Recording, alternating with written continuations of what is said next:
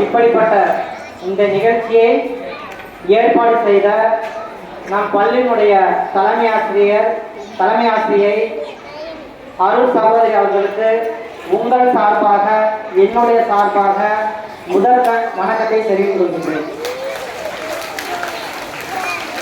மற்றும் இங்கே பணிபுரியக்கூடிய அனைத்து சகோதரர்களுக்கும் வணக்கம்.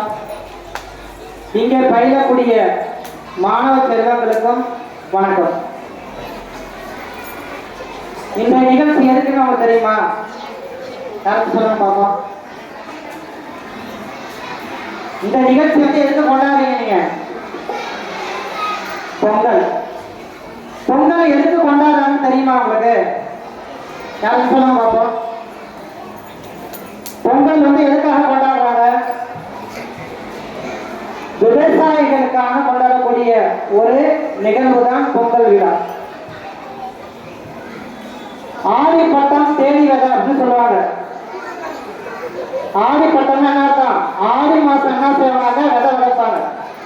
அந்த ஆடி மாசம் விதைக்கக்கூடிய விதை வந்து ஆவணி மாசம் வந்து என்ன செய்வாங்கன்னாக்க நடவு செய்வாங்க. புரட்டாசியில என்ன செய்வாங்க? முதல் கலை ரெண்டாம் கலை எடுப்பாங்க. ஐப்பசி மாசம் வந்தோம்னா என்ன செய்யும்? ஐப்பசி மாசம் என்ன காலம்? மழை காலம். அப்ப நம்ம விதைக்கக்கூடிய அந்த விதையை வந்து என்ன செய்யணும்னாக்க நடவு செய்ததுக்கு அப்புறம் உரம்லாம் போட்டதுக்கு அப்புறம் வருண பகவான் நமக்கு வந்து என்ன பண்றாங்கனாக்க நம்ம அந்த விதைச்ச விதையை வந்து அறுவடை செய்யறதுக்காக மழையை கொடுக்குறாங்க. அதனால ஆடி பட்டம் தேடி விதை. ஆடி மாசம் விதைக்கக்கூடிய விதைக்கு வந்து ஐப்பசி மாசம் தண்ணி தேவைப்படும். அந்த தண்ணியை கொடுக்கக்கூடிய யாரு தண்ணி நமக்கு வசதி யாரு கொடுக்குறா? வருண பகவான். சரியா?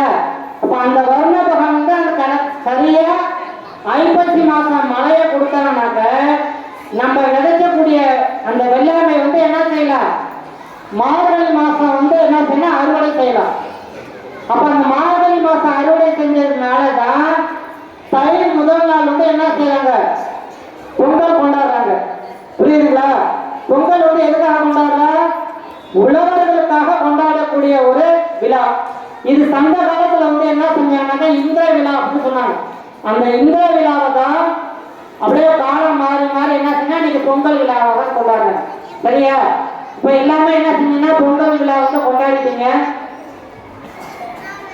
இதுக்கப்புறம் அடுத்தது உங்களுக்கு என்ன விழா இருக்கு? ஆண்டு விழா இருக்கு. சரிங்களா? இப்ப அந்த ஆண்டு விழாவில் வந்து உங்களுக்கு வந்து யாரெல்லாம் வந்து பல்வேறு போட்டிகளை வந்து கலந்துக்கிட்டு வெற்றி பெற்றீங்களோ அவங்களுக்கு 2ஆம் பரிசு 3ஆம் பரிசு நம்முடைய பள்ளி தலைமை ஆசிரியர் வந்து கொடுத்துருக்காங்க. சரியா? அதுக்கப்புறம் உங்களுக்கு என்ன பரிசு இருக்கு? முதல் பரிசு அன்னைக்கு உங்க ஃபங்க்ஷன் அன்னைக்கு என்னைக்கு ஃபங்க்ஷனோ அன்னைக்கு கொடுப்பாங்க. ஓகேவா? இப்போ ஒரு போட்டின்னு சொன்னோம்னாக்க அந்த போட்டியில கலந்தக்கூடிய எல்லாருமே என்ன செய்ய முடியாது? பரிசு பெற முடியாது.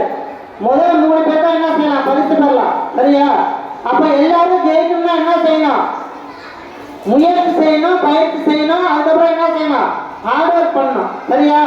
அதனால வந்து இனி ஒரு காலகட்டத்தில் நான் தான் பிரைஸ் வாங்கணும்னு யாரும் நினைச்சுக்க வேண்டாம். நீங்களும் வந்து என்ன செய்யணும்? நல்லா உழையுங்க, நல்லா முயற்சி செய்யுங்க, நல்லா படிங்க. உங்களுடைய ஃபியூச்சர் வந்து நல்ல விதமா அமையும் கேட்டுக்கொண்டு எல்லாருக்கும் பொங்கல் வாழ்த்துக்களை கூறி இந்த வாய்ப்பை வழங்கிய நம் பள்ளியின் தலைமையாசிரியர் அவர்களுக்கு மீண்டும் ஒரு முறை நன்றி கூறி விடைபெறுகிறேன். நன்றி, வணக்கம். நம்ம